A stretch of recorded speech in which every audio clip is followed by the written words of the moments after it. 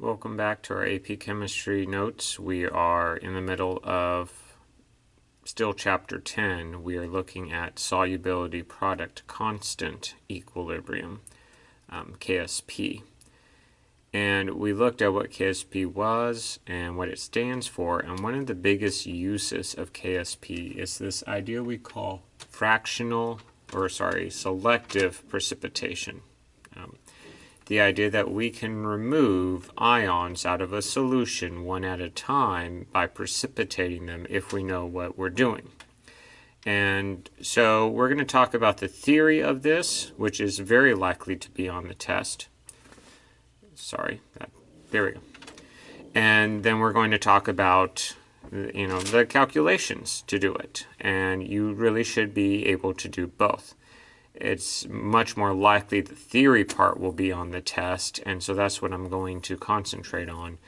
It's unlikely that the calculation part would be there because it is long, and it would prove you can calculate, not that you know chemistry. So let's do a quick example here. We have a beaker, and it's starting with some sodium ions and some silver ions. And then we have available some source of iodine ions. Okay, how can we get that to separate sodium and silver? So let's picture this. Here's my beaker with a solution, and there's some Na in there, and there's some Ag in there. And I'm going to throw an I. So do you notice first off that they have opposite charges? Because opposites attract. We know ionic charges make the ionic bond because they have that electrostatic attraction going on there. So we have two possibilities.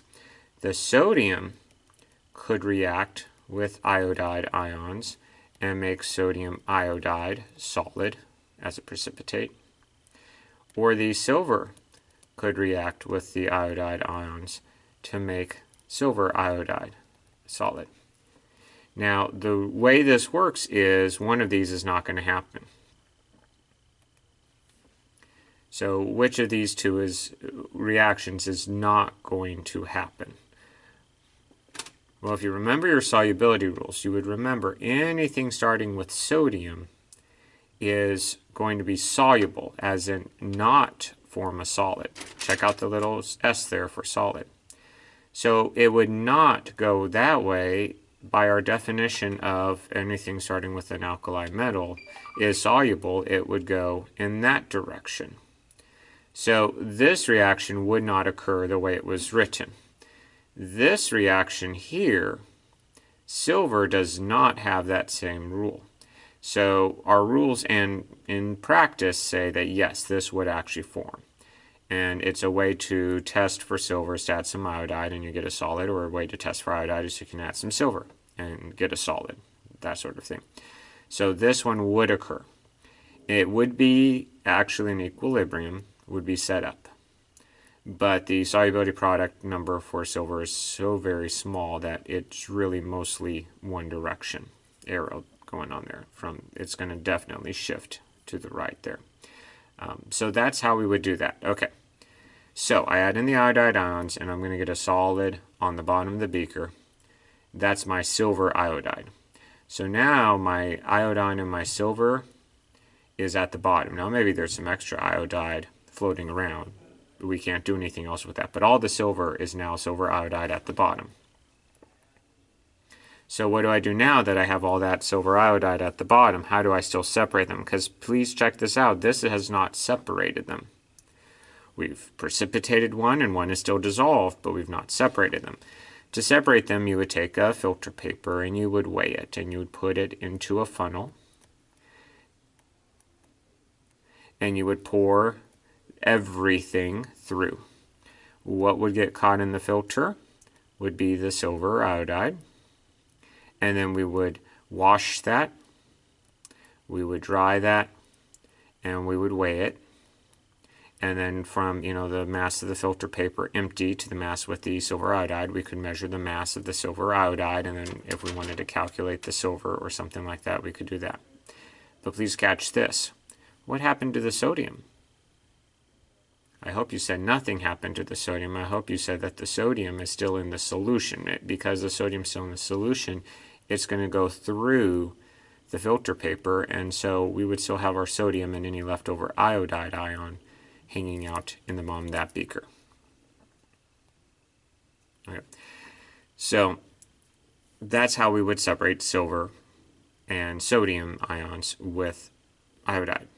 What if we had a whole bunch of salts that did form solids? How could we separate those? Well, that tends to be, this is a very obvious case. That tends to be more what they ask on the test, is how would you separate these? So check this out. I'm kind of going the other way here with the ions. So don't let that confuse you. It works the same way. The theory is the same. I have a beaker with some chloride ions, bromide ions, and iodide ions. And I'm going to be able to add some silver ions, and I want to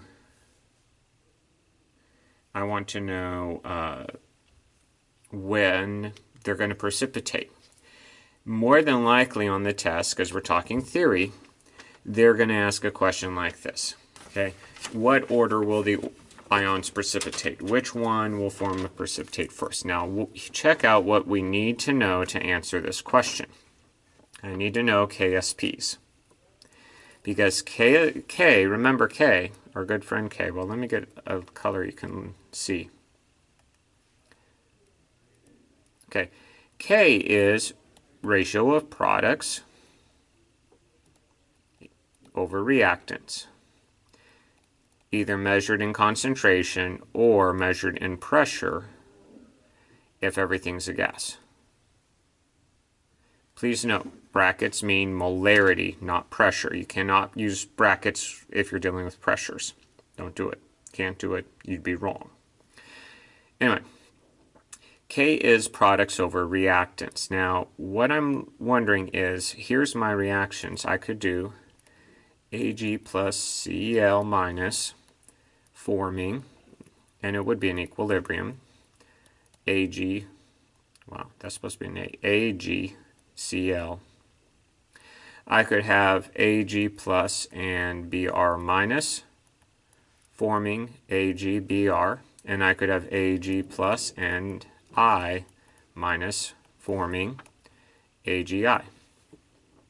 My K value will tell me how likely this is going to happen. But I'm asking the question in reverse of our Ks. So I point out our Ks assumed we took the solid and we let it ionize. I want to be sure that you're following what K is actually pointing out to us. So think of your K, that is products over reactants, in terms of this reaction. This is the forward reaction. Okay, Ag and Cl forming AgCl, and AgBr forming AgBr, and AgI forming AgI. All right, so now that we know the direction of the reaction according to K, K is products over reactants. The bigger the K, the more products I have. The more products I have, the more it's going to ionize, stay ions in the solution. Even though I'm adding silver, if K is larger, it's going to stay ions. So when I ask in what order are they going to precipitate, I want the opposite. The smaller the K, the smaller the amount of products, the less ionized, the more solid is going to be around. That's the key. So let me review. The smaller the K value, that is the larger the negative exponent on your K, the smaller your K value, the less it will ionize, the more it will be solid. And in this case, since we want to know when it will precipitate, the smaller K will be the first to precipitate. It will be the first to form a solid. So this is very much what they would ask on the AP test. They could ask this. This would be a form that they would definitely use, especially on the multiple choice, where you don't need a calculation, but you need to understand what KSP is telling you. KSP is telling me how likely it is going to dissolve, and a small KSP actually tells me it's not likely at all. So let's finally answer the question. Which of these three are going to, or what order are they going to precipitate? Now here's the key. I want to answer in terms of the ions.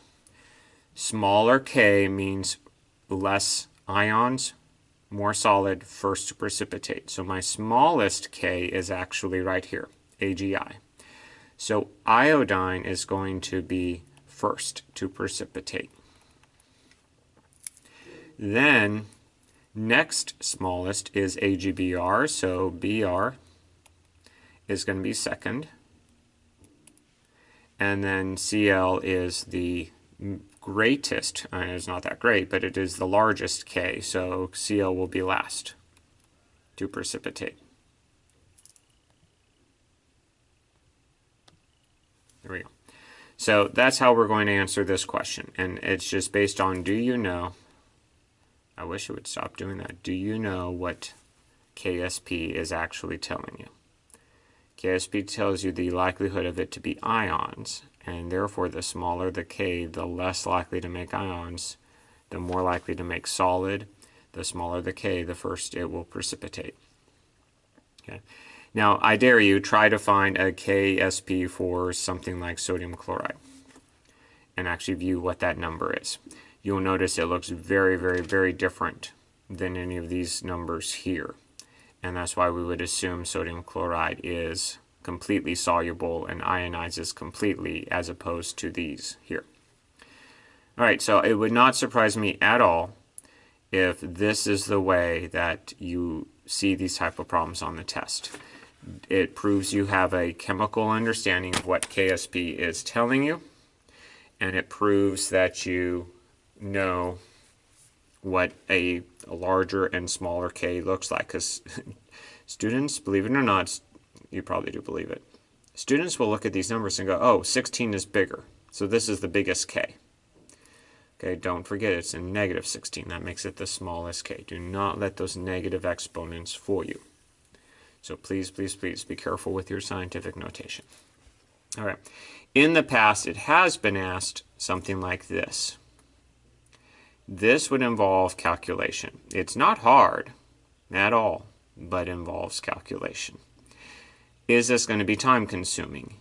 Yes. That's why I say it's the not quick example of selective precipitation. But it is easy to do. We can do it, especially with calculators, which is probably why it's not likely to be on the test anymore, but they have not ruled it out. So let's look at our situation here, get it set up, because you will find that the calculations are not that bad. A beaker has a mixture of those same ions. Now check out, I'm giving you additional information.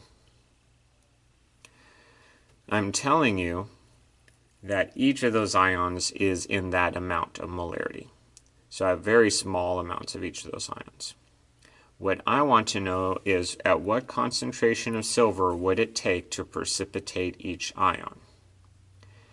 So as I add silver, at what point in time would I get the silver chloride? At what point in time would I get the silver bromide? At what point in time would I get the silver iodide?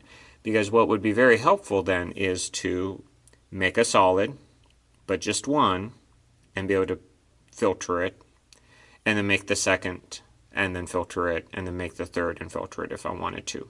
And then I'd be able to separate all those ions. So let's still talk theory. We have our same K values. So what did we say last time? We said that our first ion to precipitate out will be silver iodide, taking out that iodide ion. Then we would have the silver bromide, and then third or last we would have the silver chloride. So I had my beaker, and it had the iodide, it had the chloride, it had the bromide. And I had a little bit of silver. And I'm going to get a solid. Be able to label something like this. They could very well ask this on the test. This would be a good way to ask a question like this on the test, because it would prove you know chemistry, not that you can plug numbers into a calculator. What would be in the solid when I've added just a little bit of the first right amount of silver? Well, we said the first precipitate is going to be silver iodide, so in the solid, that's silver iodide. If silver iodide is in the solid, what's left in the liquid? Okay, Still dissolved, then I still have the chlorine and the bromine. So when I filter it, what would I get? This would get stuck in the filter, and this would go through. So I have a new beaker after catching it from the filtering. And this beaker has only chlorine and only bromide, only chloride and bromide ions in it. And I add some silver, just the right amount, and I get a precipitate. Now what's going to be in the precipitate at the bottom this time? Well, we said second was going to be silver bromide. So there's my silver bromide, and then the top is going to be still chloride ions. So I again filter that, and the silver bromide will be caught in the filter, and the silver chloride is going to stay in the liquid. So now I have my third beaker, and all it has in it is chloride ions. And if I wanted to stop there, because I've separated all three, I have a filter with the iodide ions as silver iodide, I have a filter with the bromide ions as silver bromide, and I have a beaker of chloride ions. If I wanted to, I could add silver and make a solid, and then the only thing in that solid would be silver chloride, because that's the only thing left then in that beaker other than the water.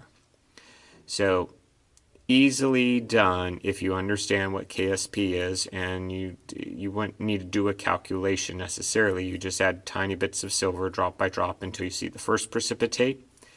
And when that's all done precipitating, you'd get the second, and when that's all done, you get the third. But let's actually be precise about this. So let's figure out exactly how much of each we would need in order to precipitate these ions one at a time. Sounds tricky, I know. It's not. It really is actually, it's rather simple. I hope you're shocked at how simple this is. Okay, but I want to point out, when we write a KSP, the KSP is for going from solid to ions. And the first one to precipitate out is going to be our silver iodide. I don't think you can see my black arrow. So we're going to choose to work only with silver iodide first. My KSP is written going in this direction. Silver iodide forming silver ions and iodide ions 1-to-1 ratio. Okay. Now I know you're going to want to make a rice table. You may make a rice table. You're welcome to make a rice table, but that is way more work than we have to do here, because check this out. And this is special only to KSP, which is why they actually tend to ask a lot of KSP questions on multiple choice. Write your KSP equation, your equilibrium constant expression. What do you get? Well, remember, solids never enter into it. So even without a rice table, it is quickly enough to write my equilibrium constant expression. And if I had coefficients, I would make them exponents. I don't want to ignore that if they're there. There's my KSP. What do I know? Well, I do know KSP. KSP is 1.5 times 10 to the negative 16. What else do I know? Well, I don't know silver. That's what I'm trying to find. But what do I know? I do know iodide ions. And you're like, wait a minute, how do I know iodide ions? Okay, well, I remind you that back here in the original problem said all the ions are 0.0010 molarity. Okay, so I'm going to put 0.0010 molarity there.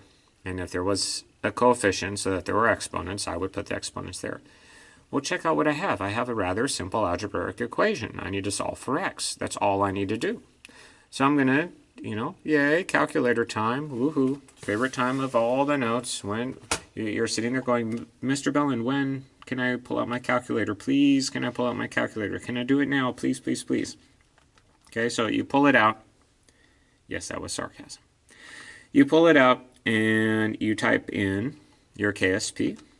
Please be careful to put the negative in front of the 16. That's one of the places students often get it wrong. There's a way to check your work at the end and know, but, start off on the right foot. So it's just the KSP divided by 0.0010 molarity, and x is 1.5 times 10 to the negative 13 molarity. Okay, so there's our answer. Nope, wrong. I mean, la-di freaking da, what does x tell you? It doesn't tell you much. If you just show them x equals like this on the test, you may not get a point for your work. They want to know that you understood what you were doing. They might that year let you have it. They decide each year what they will and will not give points for, and it changes year to year. But I would be doubtful to think that they would do this. What X does stand for, what did we solve for? We solved for the concentration of silver ions. Now I have an appropriate answer. I am answering the question with here's the amount of silver ions needed to precipitate the silver iodide, or to make the silver iodide, or precipitate the iodide ions with silver, however you want to word that. Okay, there's probably a good reason I don't teach English. There is my answer. I would need that concentration of silver to get out all that, or to at least start all of that silver iodide from coming out. And I say start, and I'll get back to that thought in the next video. But that's it. If I add that tiny an amount of silver ions, I will get silver iodide forming. Okay? Well, that works for silver iodide. Yay, we got one down. 2 more to go. Okay? So, give me a minute, and I'm going to erase all this. And I'm going to start over. We did silver iodide. Now let's do silver bromide. Yes, you'll have to take them one at a time. Can you kind of shortcut it and do it in your well, that's not what I meant to push. Do it in your calculator? Yeah, that's certainly possible. Okay, now I'm going to work with the silver bromide. So let's write my equilibrium constant expression. KSP is equal to, okay, and remember the reaction is silver bromide forming silver ions and bromide ions. I mean, you really don't have to write that down, but given the stress that the test is, you might want to write it down just so you don't mess something up. Especially watch for coefficients. There is a reason I keep saying that, because that's one of the places that students go wrong with KSPs is if it was magnesium iodide, okay, you'd have 1 magnesium, but you'd have 2 iodide ions. That would have a coefficient, so be careful. In this case, it's a 1-to-1 ratio. So KSP is concentration of silver times concentration of bromide. There is no exponents because there were no other coefficients than 1. Let's plug in my numbers. 3.3 times 10 to the negative 13 equals X times, again, 0.0010 molarity. And X, which will be the concentration of silver ions, I should have charges there, I don't know why they didn't show up, sorry, is going to be equal to 3.3 times 10 to the negative 10 molarity, if I move my decimal the right way. So there's my answer. When I add that much, now that should be a small amount, because these are very insoluble salts. So it should be only a small amount needed, and it should be a greater amount than previous. Well, previous we had a 10 to the negative 13 needed. Now we have 10 to the negative 10. That's 1,000. I need 1,000 times more silver now, or more maybe, in order to get out the bromine. But that's how much silver would be needed to precipitate. If you can read my writing, that says to precipitate the, I feel like saying it this way this time, bromide as silver bromide. Okay. So same calculation, similar form, we just plugged in a different number. So can we squeeze in our AgCl? Well, I bet we can. So KSP equals concentration of silver, concentration of Cl minus, because again, we're using this form where the solid is forming ions. And I point out, we don't include solids in K values in K expressions, sorry. My KSP now is 1.8 times 10 to the 10. X is still my silver, and my chlorine is still 0.0010 molarity. So X, which is concentration of silver, is the next screen apparently. 1.8 times 10 to the negative 7 molarity. To precipitate the chloride ion with silver. Okay. So, there's my three values. Is it a difficult calculation? No. Did I repeat a very similar calculation 3 times? Yes. And that's why this is not likely to be on the test, because it proves you can do math in a calculator, not that you know what KSP is even telling you. But this is something they could ask. I just find it unlikely. That's all I'm saying about that. I don't write the test. I can't tell you what's on the test, but I find it unlikely. What would they ask? They could very likely ask in what order will they precipitate. So go back and review that if you don't remember. We just did that 5 minutes ago. Or they could ask you to calculate one of these. That would not shock me, as if they ask you, given these K values, okay, how much silver would be needed if we wanted to precipitate the bromine only.